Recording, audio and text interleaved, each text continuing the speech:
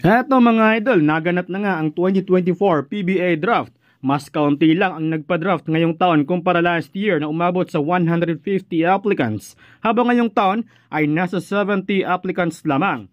Pero loaded na mga athletic na mga players ang draftees ngayong taon. Disclaimer mga idol, yung nakapasok lang sa first round ang pag-uusapan natin. Antabay lang tayo sa next video natin para sa second round pick.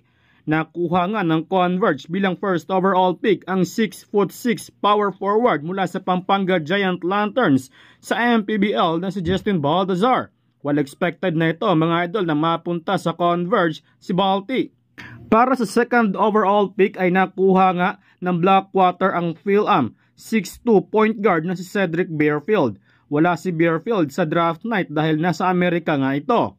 Third pick, nakuha nga ng Barangay Ginebra ang 5'11" point guard RG Abarientos. Walang mag-aakala na si RG Abarientos ang kukunin ng Barangay Ginebra dahil matunog sa Jenkins si Kylan Chongson. Pero dahil tumatanda na nga si LA Tenorio ay mukhang si RG Abarientos na ang susunod sa kanyang posisyon.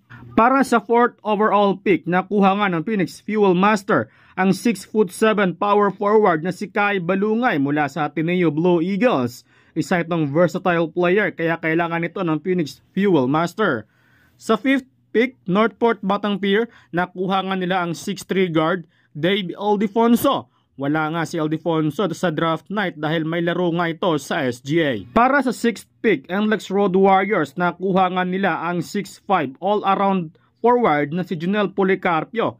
Naging maganda ang resulta nito sa nakaraang PBA Draft Combine na naging MVP nga ito. 7th pick, Rain or Shine, at sa kanila nga napunta ang 6'5" forward Phil-Am na si Kylan Tiongson. Wala rin si Tiongson sa draft night dahil may duty nga ito sa SGA. 8th pick, Rain or Shine pa rin mga idol, nakuha nga nila ang 6-footer point guard Phil Swedish, guard na si Felix Limeti.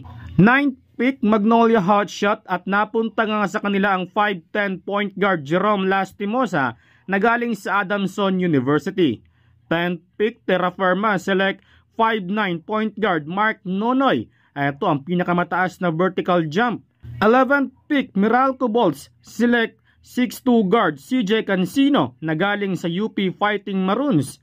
At ang panghuli, 12th pick, San Miguel Beermen select 6'1" guard Phil Canadian na si Evan Nava. So yun mga idol ang nakapasok para sa first round ng Season 49 PBA Draft. Kapansin-pansin wala si Evan Nellis sa first round, ano?